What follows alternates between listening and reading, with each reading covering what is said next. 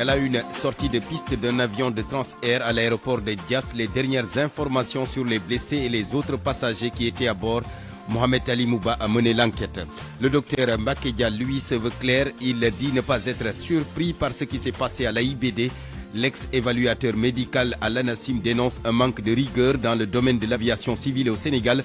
Au même moment, un expert consultant international en transport aérien estime que cet incident va impacter l'image du Sénégal et de ses compagnies aériennes. Dans le sud du pays, les usagers des moyens de transport aériens font part de leur inquiétude suite à cet incident survenu à l'aéroport Blaise Diagne. Ils interpellent les autorités et les responsables des compagnies. Les litiges ou les conflits entre éleveurs et agriculteurs qui font légion dans le monde rural, la solution passe par la révision de la loi agro-silvo-pastorale selon Ismaël Sow. Le président du Conseil national de la Maison des éleveurs approuve ainsi l'idée du chef de l'État mais souhaite une implication de tous les acteurs. Nafissatou Sila va nous rejoindre dans un peu plus de 20 minutes pour les actualités internationales. À sa suite, Cheikh Tidiane Diagne pour le sport qui reste marqué par la lutte avec l'ouverture du drapeau du chef de l'État, aujourd'hui donc à Mbour. Et enfin, Mohamed Ali Mouba pour une lecture de la presse du jour. Point de vue, débat sur les problèmes de l'aviation civile au Sénégal. Le prétexte, l'incident survenu à l'AIBD. Rendez-vous avec nos deux intervenants en fin de journal.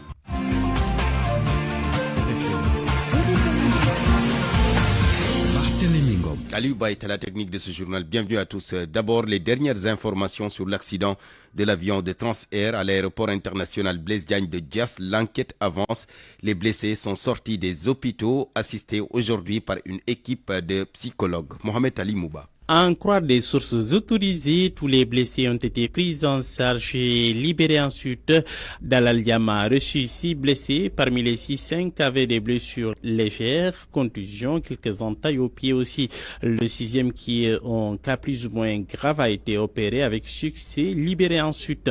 Il se porte bien et se trouve présentement à l'hôtel Azalaï comme tous les autres.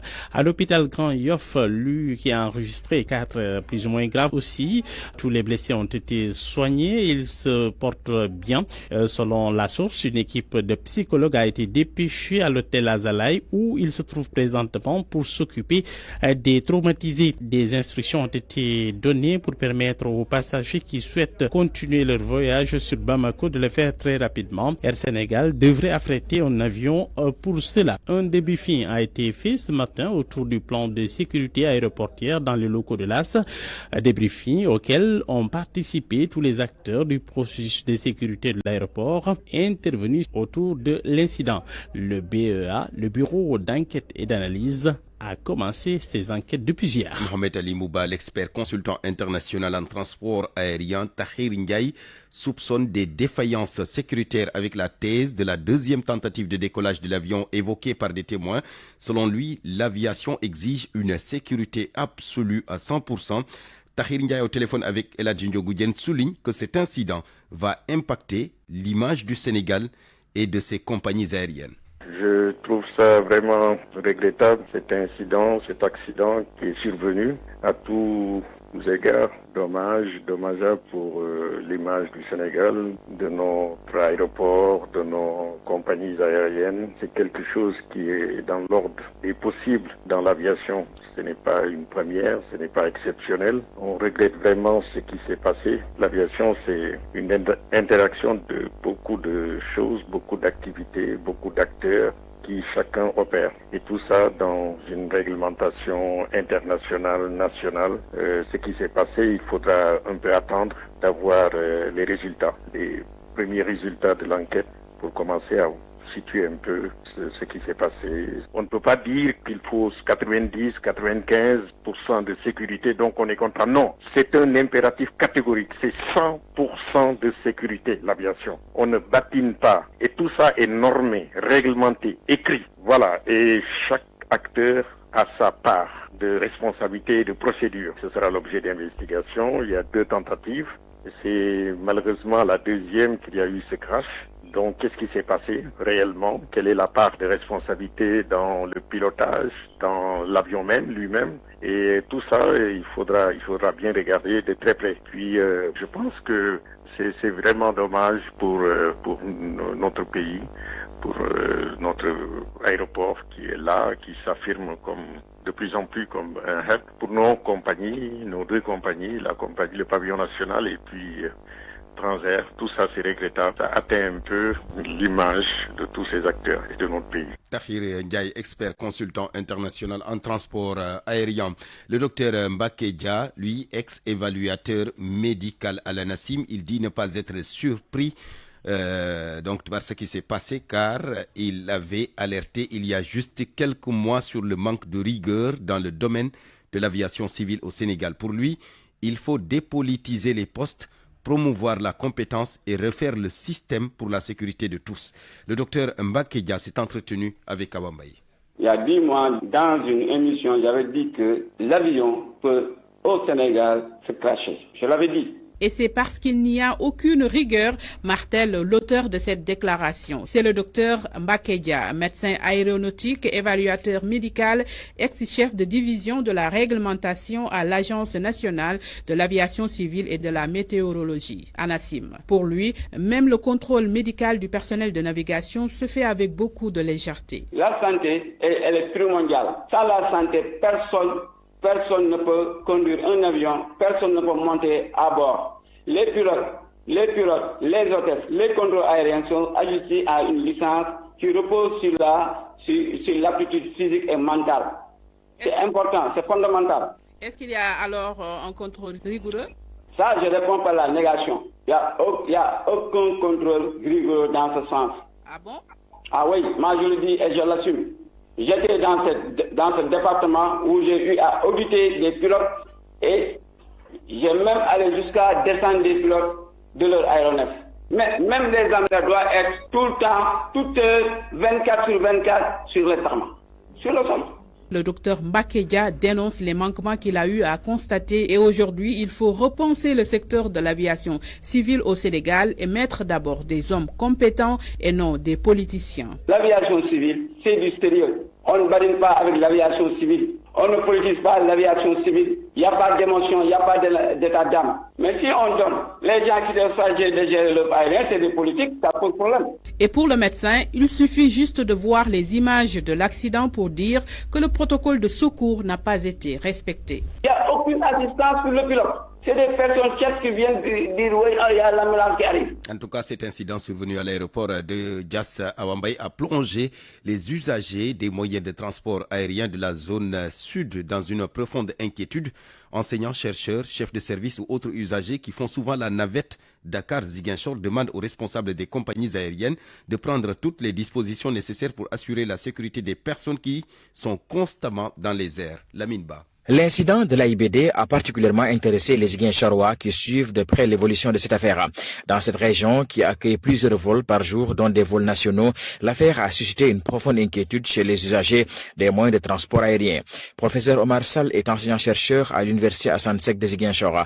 Il emprunte régulièrement ses avions pour faire la navette entre Dakar et Ziguinchor dans le cadre de ses activités professionnelles. Il se dit très angoissé par ce qu'il a vu. C'est de l'angoisse, la peur et de l'angoisse parce que Ziguinchor, comme vous le savez, c'est une région très enclavée et dans le cadre de nos activités, nous sommes appelés à nous déplacer régulièrement et on ne compte que sur ces compagnies qui assurent la desserte entre Dakar et Ziguinchor. Mais quand on entend ce type d'informations, on ne peut qu'avoir peur et regretter ce type d'incident. C'est la même inquiétude qu'on retrouve chez Bakary Ndiaye, chef de service. Lui se dit très surpris par ce qui vient de se produire car il ne s'y attendait vraiment pas. Et on a toujours pensé que toutes les mesures participant à la sécurité sont toujours prises en tant que néophyte et c'est avec beaucoup de surprises mais également de peur que nous avons appris l'incident qui est survenu à l'aéroport de Blaise. L'incident de l'AIBD révèle l'urgence de l'instauration d'un contrôle technique plus rigoureux sur les appareils qui transportent des Sénégalais tous les jours, estime de son côté Moussa Saho, acteur de la société civile. Vous imaginez un Airbus qui peut recevoir plus de 100 personnes en cas de crash, ce qui peut se passer. Donc c'est pourquoi les autorités doivent tout faire pour que le contrôle technique puisse se faire. Mais je suis que les mesures de sécurité soient prises aussi par les compagnies aériennes pour éviter de tels incidents, que c'est très dangereux de faire circuler des avions qui ont plus de 30 ans, non seulement et dont les conditions techniques ne sont pas fiables. Les images de l'incident de l'avion de la compagnie Transair affrété par Air Sénégal ont plongé les Ziguinchorois dans une profonde inquiétude. Ceux qui utilisent ce moyen de transport exigent plus de rigueur dans la sécurité des passagers. Lamine Ba, Ziguinchor, Radio Futur Média. Il est 12h10 au Cap Skirring et à l'AIBD. La suite du journal après ceci. RFM, partout, tout le temps. Révision de la loi agro-silvopastorale. Le Conseil national de la Maison des éleveurs salue la décision du chef de l'État. Le président Ismaïla Sow demande à ce que tous les acteurs soient impliqués. Il estime que cette loi, si elle est revue de façon inclusive, pourra permettre de lutter ou même de mettre fin au conflit entre éleveurs et agriculteurs. Il était à Thiès, Charente Diop. Le Conseil national de la Maison des éleveurs du Sénégal apprécie et applaudit des deux mains la décision du chef de l'État de réviser la loi d'orientation agro-silvopastorale. Les communiqués Conseil des ministres, le président de la République a donné des instructions pour la révision des lois d'orientation agro-silvopastorale. C'est des choses que vraiment que nous saluons, nous, en tant qu'éleveurs que nous sommes. Selon Ismaïla Sow, le président du Conseil national de la Maison des éleveurs, les autorités compétentes doivent impliquer tous les acteurs aussi bien du secteur de l'agriculture que celui de l'élevage. Mais quand même, nous continuons à interpeller le gouvernement et notre ministre tutelle, M. Mabouba Diagne, que nous ne souhaitons pas aussi que laisser les agriculteurs réfléchir à la place des éleveurs. Parce que toujours il y a les bagarres entre les éleveurs et les agriculteurs. Par rapport au prochain conseil interministériel consacré aux préparatifs de la Tabaski, Ismaïla Sow rappelle que les éleveurs ont leur mot à dire. L'État sort des circulaires et dit qu'on a exonéré les taxes, mais parfois on nous demandait de payer parfois des autres taxes. Et on va lui donner des propositions. En attendant, les éleveurs de Thiès se concertent pour réfléchir sur leur partition à la politique gouvernementale dans le domaine de l'élevage. RFM Thiès, Cheikh Ante Diop. Gestion du foncier dans le monde rural. Un bureau foncier sera construit à Mbam, une commune située dans le département de Foundiougne. Et bien là-bas, les délibérations ne répondaient plus aux règles. Ce bureau foncier entre dans le cadre du programme Projet Cadastre et Sécurisation foncière. Aminata Goudiaby. Dans la commune de Mbam, le patrimoine foncier sera désormais géré de façon plus professionnelle et transparente. Un bureau foncier y sera construit avec des équipements modernes. Un personnel qualifié sera également affecté. Mamadou Moustapha Dia, coordonnateur du projet Cadastre et Sécurisation foncière Procasef. Le bureau foncier va en quelque sorte représenter l'état civil de la terre au sein de la commune, où chaque citoyen viendra déposer sa demande de parcelle. Une procédure sera suivie jusqu'à la délivrance de l'acte d'affectation. Et c'est un instrument important qui va promouvoir la bonne gouvernance et la transparence de par la traçabilité des données foncières que le bureau offre en améliorant le système d'archivage. La gestion du foncier est souvent source de conflits dans la zone rurale. Les délibérations ne répondaient pas aux normes dans la plupart des cas. Parce que dans le milieu rural, pendant longtemps, il n'y avait pas une véritable administration foncière. De ce fait, les délibérations, c'était des délibérations fondées sur des bases assez approximatives. Avec le Procasef, nous développons des outils beaucoup plus modernes, beaucoup plus techniques, beaucoup plus scientifiques. La mise en place d'un bureau foncier dans cette commune de Mbam répond à la politique des autorités qui aspirent à réglementer la répartition de l'assiette foncière du pays. Le maire de Mbam, Gourdjon, se réjouit du choix de sa commune pour un tel projet. Ça veut dire que le Procasef nous offre aujourd'hui l'occasion d'avoir une banque de données, une conservation des données foncières qui, même en cas d'incendie ou d'accident de quelque que ce soit, ces données ne vont pas périr. 138 communes du Sénégal sont bénéficiaires du Procasef. Des bureaux fonciers seront construits dans toutes les zones d'intervention pour un coût global de 80 millions de dollars, un financement de la Banque mondiale. Aminata Goudiaby, Fatick RFM. Aminata Goudiaby, merci. Le lycée du plan Diakhaï dans un piteux état à cause des inondations de l'année dernière qui laissent encore des traces. L'administration de l'établissement ne cesse de se plaindre de la situation et interpelle à nouveau les autorités en charge du secteur éducatif au moment où l'hivernage s'annonce. Le président du conseil départemental de Keur Massar, très sensible à la requête, promet une enveloppe de 56 millions de francs CFA pour le pavage de la cour du lycée, promesse faite en marge de l'inauguration de cantines scolaires. Aminata Ba. C'est la galère totale au lycée Plan Diakhaï. Depuis 3 ans, des typhas trônent dans la cour de l'établissement et les stigmates des inondations sont visibles partout. Un environnement désastreux que déplore le proviseur du lycée Tamsir Silla. Difficilement, parce que nos enfants, nos élèves, quand ils viennent ce matin, mais ils viennent au lycée avec un moral bas, ils viennent décourager les professeurs. Même chose, des enfants tombent malades, des élèves piquent des crises ici. Mais que voulez-vous, comme on dit en Wolof, mais dans tous les cas, cette situation ne peut plus continuer. Il faut qu'on s'arrête, qu'on règle les problèmes de l'éducation. Vous avez un lycée avec un environnement hostile. Une station de pompage des eaux pluviales est déjà construite dans la cour de l'école. Le conseil départemental va débloquer 56 millions pour le pavage. Une annonce du président Babacar Gueye. Nous avons déjà budgétisé 56 millions pour paver la cour là. D'ici quelque temps, vous ne verrez plus ces herbes-là. Pour une amélioration des conditions de travail dans le secteur de l'éducation, il est urgent de procéder à des réformes. C'est l'avis du proviseur du lycée Plondiaraï. Au régime, le ministre Kirassé doit changer les textes. On ne peut pas transférer des secteurs aussi importants comme l'éducation aux collectivités locales, mais sans lui donner les moyens. Soit l'État récupère le système éducatif, gère les problèmes, ou bien l'État donne des moyens conséquents au conseil départemental pour faire face aux problèmes. L'administration du lycée espère une réaction rapide des autorités. Les problèmes d'inondation qui secouent l'établissement doivent être résolus avant le prochain hivernage. Aminata Bakr Moussar, Radio Futur Média. Midi 16 minutes. Ce 10 mai est célébrée la journée mondiale du lupus systémique. Une maladie aux manifestations variables. Elle peut commencer par des signes dermatologiques et évoluer jusqu'à toucher les autres organes comme le cœur, les reins, l'appareil digestif, entre autres. Son taux de prévalence est évalué de 4 à 178 pour 100 000 habitants. La prise en charge de la maladie est pluridisciplinaire et les spécialistes lancent un appel aux populations pour une consultation précoce. Là-dessus, nous écoutons le professeur Fatima Tali, dermatologue à l'Institut d'hygiène sociale ex-polyclinique de Dakar. C'est une maladie systémique, c'est une maladie auto-immune et c'est une maladie qui est chronique et qui évolue par des poussées entrecoupées de rémission. Alors, sur le plan de la répartition, c'est une maladie cosmopolite. On peut la retrouver sur tous les continents, dans tous les pays. Les femmes sont plus atteintes que les hommes et qui sont plus atteints également que les enfants. Qu'en est-il maintenant des manifestations?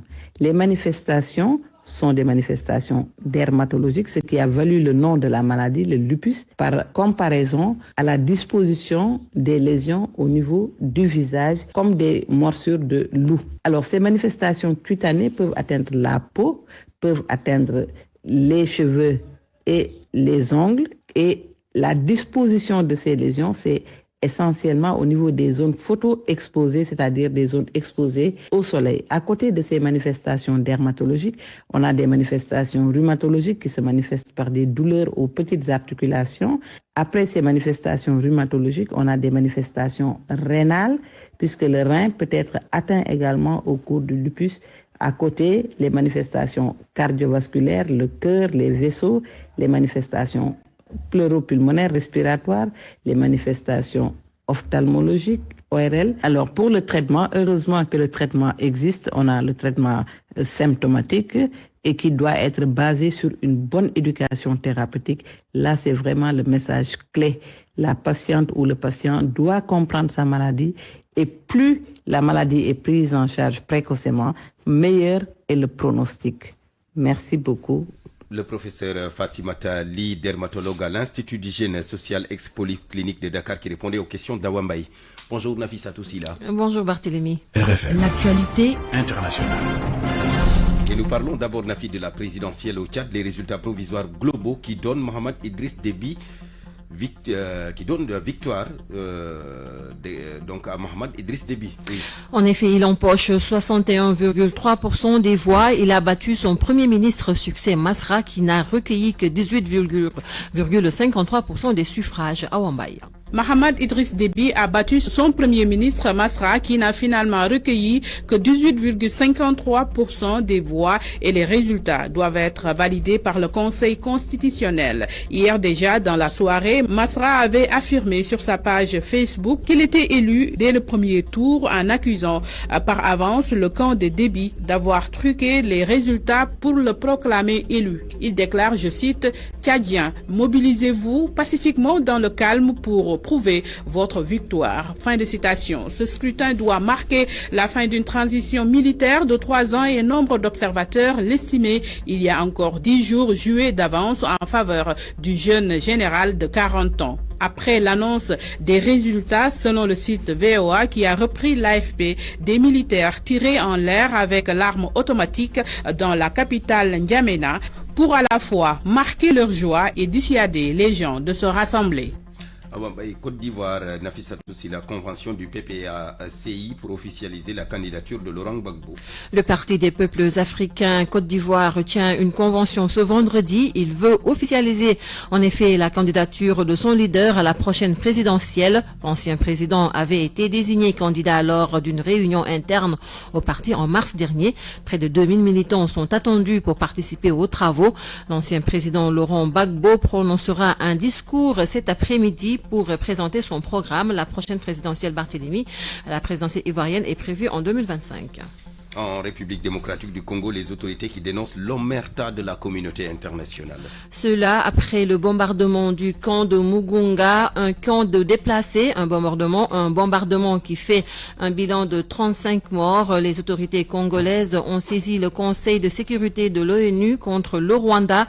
Le gouvernement de RDC a dépêché une délégation à Goma, chef-lieu de la province du Nord Kivu, pour s'imprégner de la crise et des conséquences face au drame et à son manque de visibilité. Fabrice Poela, ministre des Droits humains, martèle que son pays en a marre de cette omerta, mais aussi de cette ambivalence de la communauté internationale.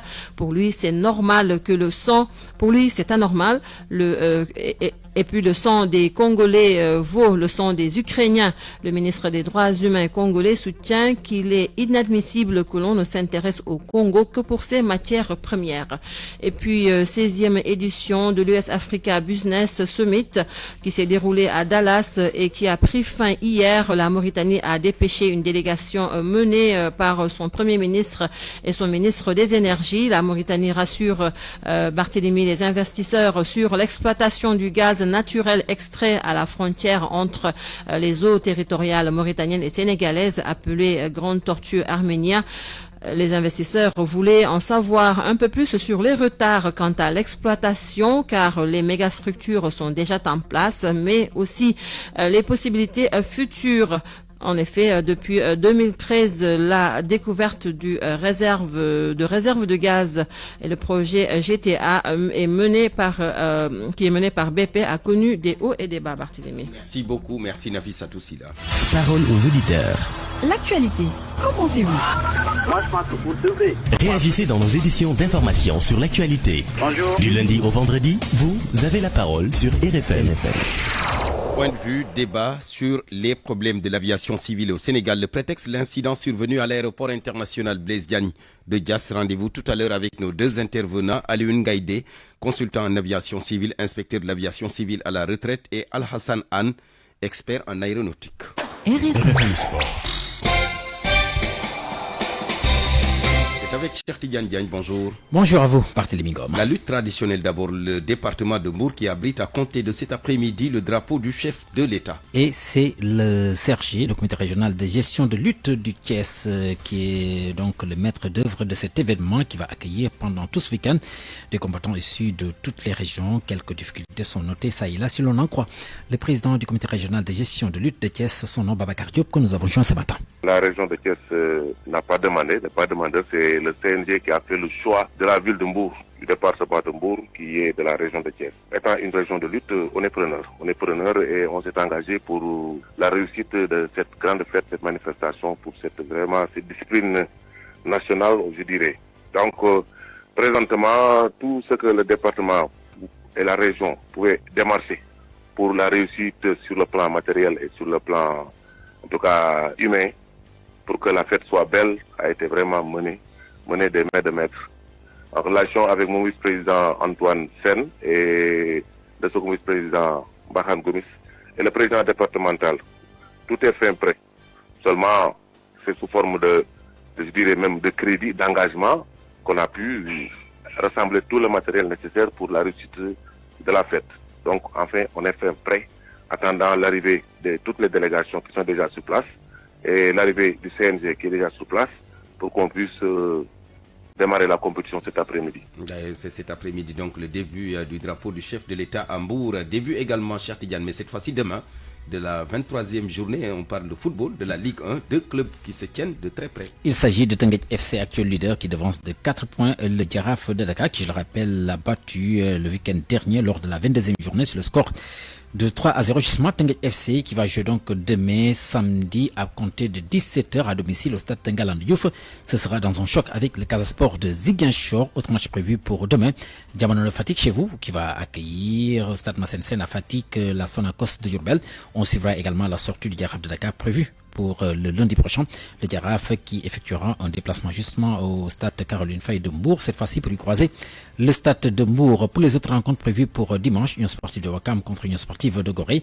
La Linguère de Saint-Louis va accueillir Diambar Football Club de Sali. Guédiawaye Football Club, actuel 3e au classement, jouera contre l'équipe de Dakar Sacré-Cœur. On suivra aussi la sortie de Génération Foot face à AS Pikine. C'est prévu pour lundi prochain. Barthélémy. Et on termine par le basket. Le basketball avec la phase retour de la Basketball Africa League. Deuxième victoire des Gablous dans cette conférence Sarah qui se déroule à Dakar. L'AS Douane, grâce au panier de Mike Fofana au buzzer, a battu les Nigérians de River Sports. Elle inflige donc la première défaite à l'équipe nigériane. Score final 54-56. Ce deuxième y était pour. L'AS Douane a raté de peu la prolongation grâce au panier de Mike Fofana au buzzer. Mais les Gablous pouvaient éviter cette situation s'ils n'avaient pas encore une fois pêché au 3e quart-temps. Et ce n'est pas la première fois. Depuis le début de cette conférence, l'AS Douane peine à gérer le 3e quart-temps, reconnaît l'entraîneur Mamadou Gueye-Padi. Oui, là on manque de constance. Et ça se voit depuis le début du tournoi. Parce que même les 2 matchs que nous avons perdus, c'est parce qu'on n'est pas constant, on n'est pas régulier dans nos efforts. Et un match de basket, ça se joue de la première à la dernière seconde. Pour ce match-là, j'ai bien peur qu'on était trop dans l'émotion. Après avoir mené de 8 voire 9 points, on était un peu dans la défensive, dans la conservation. Quand il reste 20 minutes, vous ne pouvez pas être dans la conservation. Avec les 3 fautes aussi de Arona qui nous a vraiment plombé à un moment donné parce qu'on ne s'attendait vraiment pas à ce qu'il sorte à ce moment donné du match, qui a complètement faussé aussi notre plan. Les joueurs aussi savent que la gestion du 3e quart-temps est un chantier urgent. Amadou Abdoulaye Harona confirme. Il y a des choses qui commencent à mieux marcher.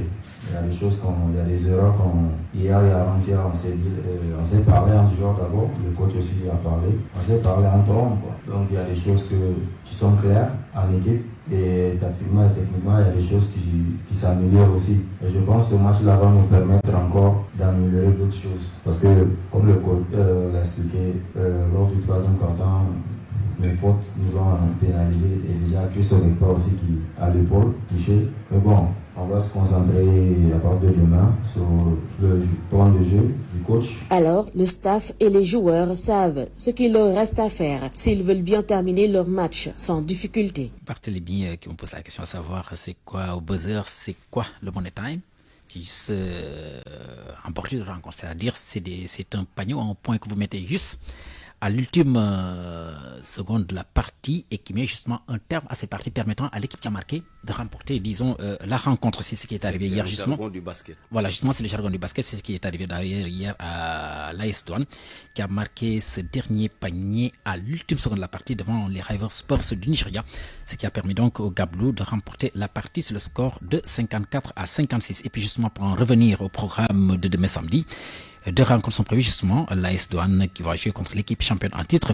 Il s'agit de l'US Monastir de la Tunisie. L'US Monastir justement qui a signé sa première victoire hier après 3 défaites d'affilée j'allais dire. Et puis l'autre rencontre mettra aux prises River Sports du Nigeria à l'équipe de l'APR du Rwanda qui est quand même différente de l'APR comme parti politique. Il s'agit justement de l'armée patriotique du Rwanda. Voilà. Merci beaucoup. Merci cher Tidiane Diagne. L'autoroute de l'avenir vous offre votre revue de presse. Bonjour Mohamed Ali Mouba. Bonjour. À la une, la sortie de piste d'un avion de transfert à AIBD. Plus de 24 heures après la spectaculaire sortie de piste du Boeing 737 de transfert, avion affrété, vous le savez, par Air Sénégal, le mystère continue d'entourer cet accident. Ce drame évité de justesse des questions, des interrogations ce matin dans la presse sénégalaise. Mais certains confrères avancent déjà des pistes. Walfadri quotidien avance les raisons de l'accident. Une panne hydraulique mise en cause. Xavier Yatta, spécialiste des enquêtes en aviation, compare le phénomène phénomène à une panne d'essence ou de kérosène. Fatalement, l'avion devient incontrôlable. Enquête quotidien pointe quelques éléments de l'enquête. Des nids d'abeilles dans le moteur, une fuite d'eau constatée.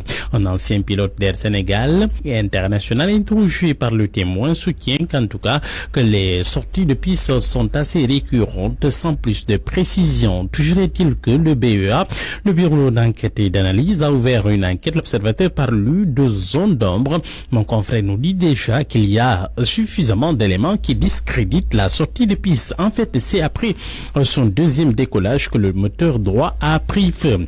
Source A renseigne que c'est parce que l'avion d'Air Sénégal qui devait effectuer le vol a eu un retard que le Boeing de transfert a été affrété à la deuxième heure. En attendant d'en savoir davantage, les autres confrères se contentent de raconter les drames. Le quotidien parle de grosses frayeurs à bord du 737 la nuit du mercredi. La grosse panique à bord, les cris des rescapés, ça va exploser, criait-il à tue-tête. Pour échapper au feu, des passagers ont sauté par les fenêtres. Rapporte Busby le jour, une dizaine de blessés répertoriés, le copilote inconsolable. Vox Populi lui aussi raconte le sauvetage des passagers de l'avion qui devait rallier Bamako, vous le savez, ce jour-là, le déclenchement des toboggans d'évacuation, l'intervention des unités des sapeurs-pompiers. Le journal note qu'il y avait 78 passagers en tout dans l'avion. Accusé de défaillance par quelques langues qui ne se privent pas, le patron de Transair nie tout. Le commandant Alioune Fall confie que Transair dépanne Air Sénégal et fait de son mieux pour continuer le trafic. Aux dernières nouvelles, indique Le Soleil, le trafic qui était bloqué durant plusieurs heures a repris. Commentaire de Sucré Salé, ce fut une longue nuit ce mercredi. S'il n'y a pas eu de mort, il y a eu par contre une grosse peur à AIBD la nuit du mercredi au jeudi. La sécurité aérienne est une affaire sérieuse qui mérite plus de rigueur. Pour les passagers du vol à destination de Bamako, note le confrère, c'est un long supplice qui a failli se dénouer dans le drame. Entre des vols reportés plusieurs reprises et le crash évité de justesse, l'émoi et la consternation se sont mêlés en 48 heures chez les passagers transis encore de peur. Plus jamais ça, s'exclame la publication. En première page du journal Sud Quotidien, la sauvegarde des ressources halieutiques et des pêcheries artisanales, l'État du Sénégal qui force le passage. Le président Bassirou Diomaye ordonne la révision du code de la pêche, le but du pavillon sénégalais comme l'évaluation des accords et licences de pêche. La publication de la liste des navires autorisés à pêcher au Sénégal, un pas vers la transparence dans l'attribution des licences. Titre du journal L'As, Diomaye prend le poisson par la tête. Le journal Le Soleil note que le montant de la redevance sur l'accord de pêche durable que l'UE paie annuellement à l'État du Sénégal est de plus d'1 milliard de francs CFA. La révélation est de Jean-Marc Pisani, l'ambassadeur de l'Union européenne à Dakar. Selon lui, l'UE n'est rien à cacher et est prête à renégocier avec les nouvelles autorités du Sénégal. Et puis sport pour boucler, libre de tout contrat, ABB pourrait-il se retrouver sur le banc de Marseille, s'interroge le confrère. Le journal note en tout cas que libre de tout contrat, l'ancien défenseur sénégalais est suivi par certains clubs de l'élite française. À suivre donc. Bonne lecture à tous. L'autoroute de l'avenir vous a offert votre revue de presse. Merci beaucoup Mohamed Ali Mouba. Nous en venons maintenant au dernier point de ce journal. Point de vue, débat donc sur les problèmes de l'aviation civile au Sénégal. Le prétexte, l'incident survenu avant-hier à l'aéroport international Blaise Diagne de Diass. Pour en parler, nous sommes en ligne avec Alioune Ngaïdé. Monsieur Ngaïdé, bonjour. Oui, bonjour. Consultant en aviation civile, inspecteur de l'aviation civile à la retraite. Notre deuxième intervenant, Al-Hassan Anne. Monsieur Anne, bonjour. Bonjour, monsieur. Oui, expert en aéronautique. D'abord, je donne la parole à monsieur Ngaïdé, Alioune Ngaïdé, consultant en aviation civile. Un incident donc survenu à l'AIBD avant-hier. Cet avion-là de transfert sorti de piste qui a fait bien sûr des blessés. D'abord, votre première réaction par rapport à cet incident?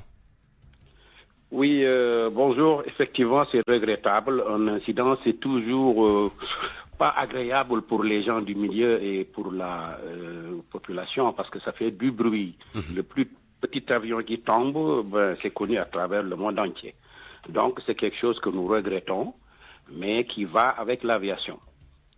Ouais, ça va avec l'aviation. Mais aujourd'hui, l'aviation, justement, au Sénégal, est-ce qu'elle se porte bien à la lumière de ce qui se passe jusque-là? Oui, l'aviation, en fait, c'est global. C'est-à-dire, l'aviation est divisée en plusieurs parties. Il y a donc le régulateur, qui est l'autorité de l'aviation civile, qui suit donc la lettre de mission de l'État dans sa politique d'aviation civile.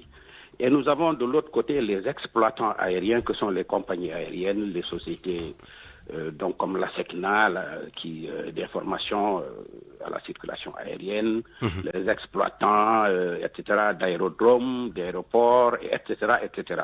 Et tous ces gens sont certifiés donc par l'autorité, qui donc applique les règles de l'OACI qui sont, disons, transférées dans sa réglementation nationale, avec des inspecteurs. Donc, ils agréent, ils certifient, ils surveillent et ils corrigent. Ouais. Maintenant, de l'autre côté, les compagnies aériennes ont leurs procédures qui sont certifiées par l'autorité de l'aviation civile, qui les surveille et qui vérifie l'application donc de ces procédures. Maintenant, l'accident n'arrive que quand il y a une faille. Ouais. Bon, et la faille, c'est donc l'enquête accident qui va déterminer... L'enquête technique. Oui, l'enquête technique, parce qu'il y a deux types d'enquêtes, on y reviendra si vous voulez. Donc c'est l'enquête technique qui définit qu'est-ce qui s'est passé, comment ça s'est passé, et ça c'est pour veiller à, disons, informer tous les utilisateurs d'avions et tous les exploitants que voilà ce qui s'est passé à cause de tel, et tout le monde prendra des mesures, ils vont proposer des mesures pour que dans le monde entier, ceux qui utilisent ces avions fassent attention à tel et tel pour ne pas arriver à cette situation. D'accord. D'accord, je reviens à vous tout à l'heure, M. Ngaïdé. Alors, Al-Hassan, un expert en aéronautique, on sait que l'aviation, ça demande une sécurité à 100%. Quel est le processus pour permettre à un avion de décoller? Le processus? Voilà, bonjour monsieur. Donc, j'embauche la même trompette à mon grand frère, mon confrère Alun Ngaïdé, mon co-débatteur. Donc, bonjour M. Ngaïdé. Pour revenir à votre question, donc, l'aviation, comme l'a dit M. Ngaïdé, est une science exacte. C'est quelque chose de global et de standard. Donc, ça relève de l'universel. Ce qui se fait est, disons, se fait la même chose à travers le monde entier.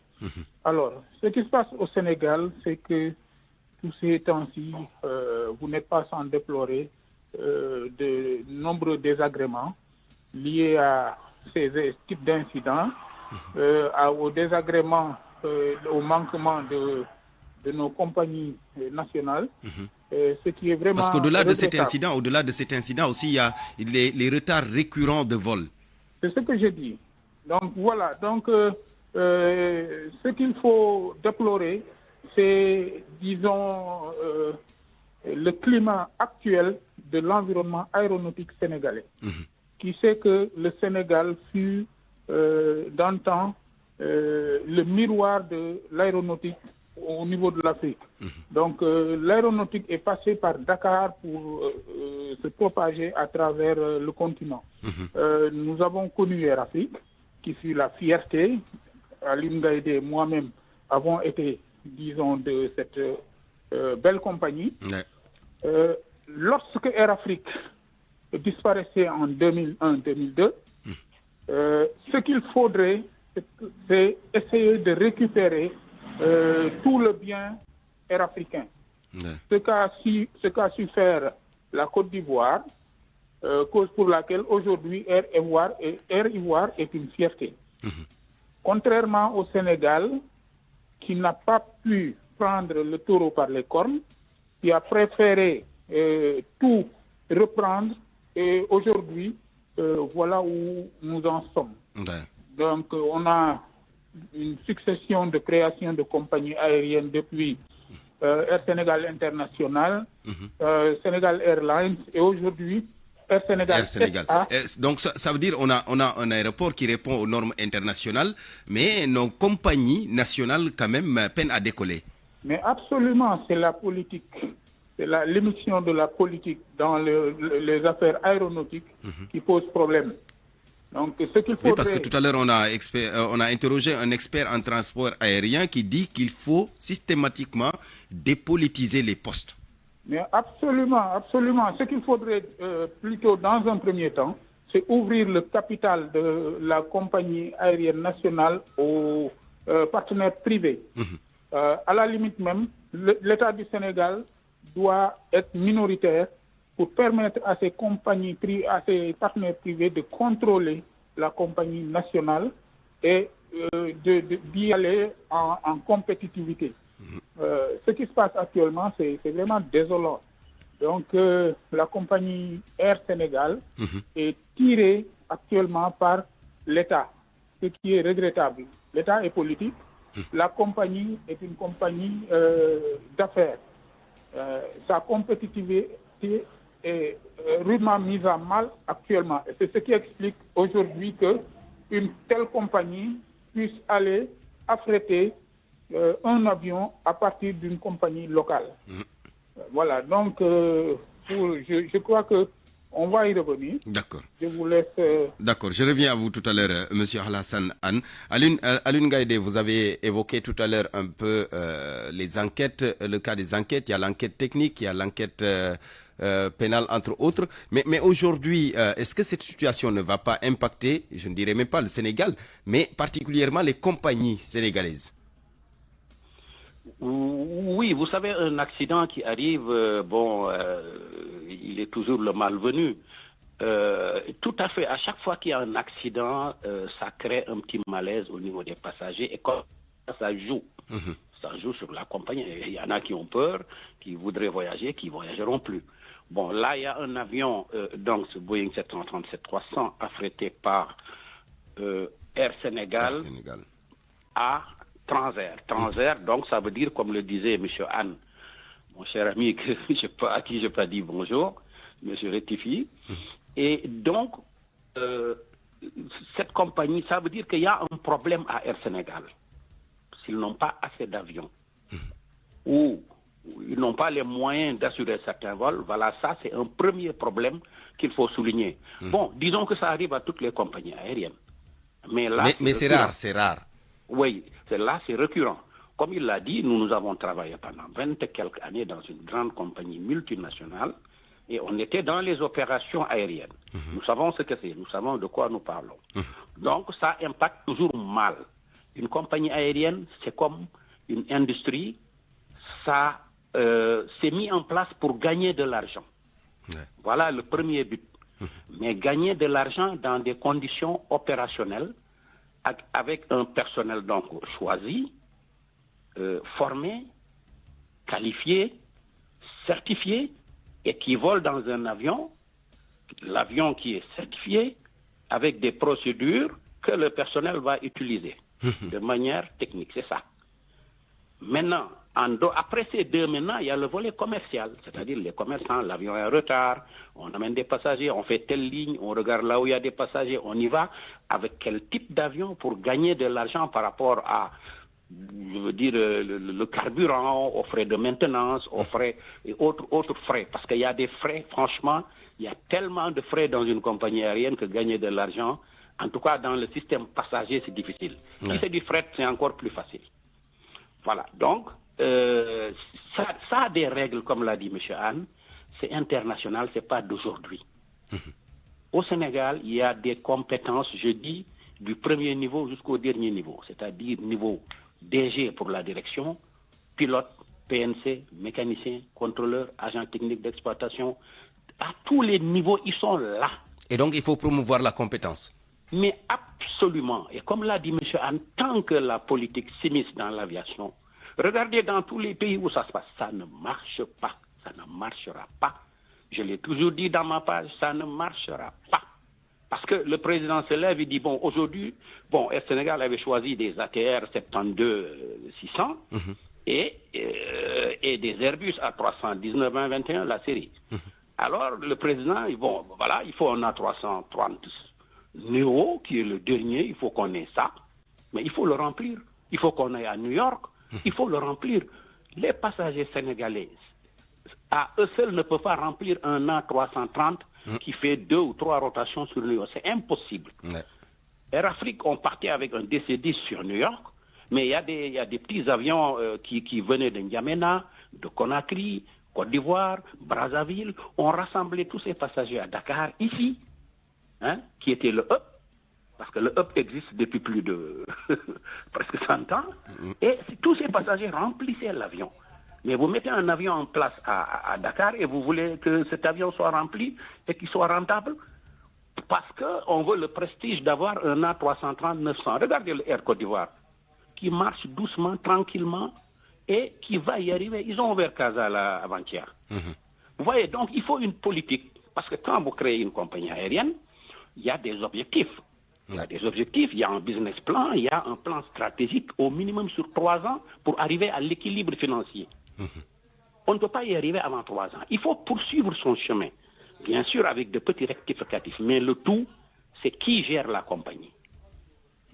Parce que le fait d'être ceci ou cela, c'est du management.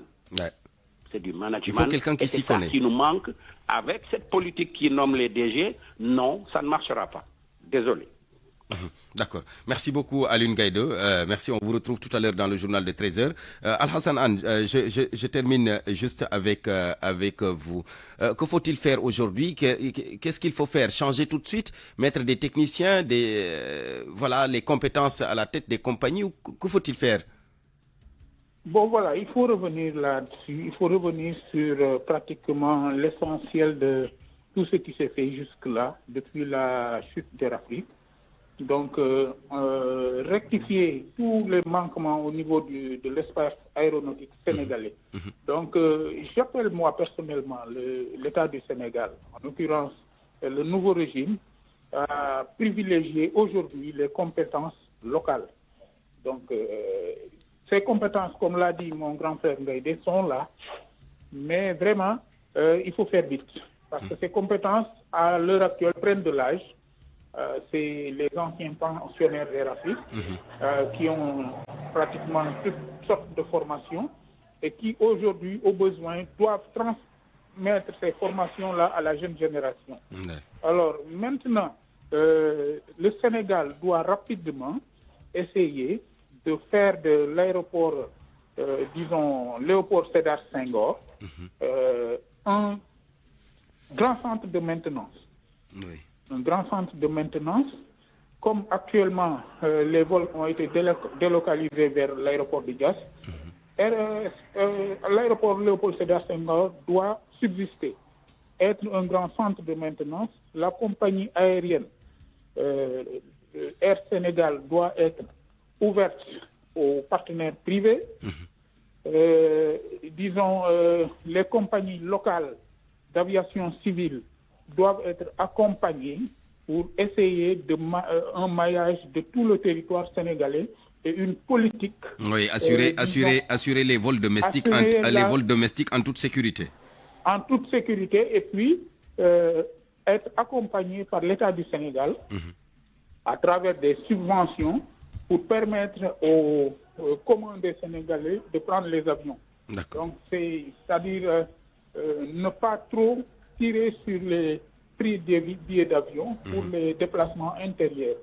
Donc, cette politique, si elle est mise en place, permettra plus ou moins aux Sénégalais d'avoir la culture de déplacement aérien et transmettre cette culture-là à la sous-région, ce qui permettra de mettre en place rapidement une clientèle et au besoin, à l'occasion, la compagnie Air Sénégal pourra récupérer cette clientèle et la transporter vers des destinations intercontinentales ou même dans la sous-région. Dans la sous-région, merci. Voilà, comme l'a dit M. Ngaïdé, vraiment, ça ne doit pas être de la précipitation. D'accord.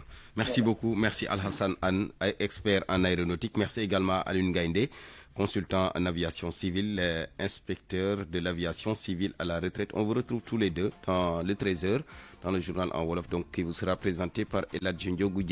Mesdames, Messieurs, merci à vous. C'était le midi, présenté par Barthélémy Ngom, mise en onde Aliouba Digital. Maïssa Mbaye, chef d'édition Awa Mbaye, Mam Astoukan. Bonne suite de programme.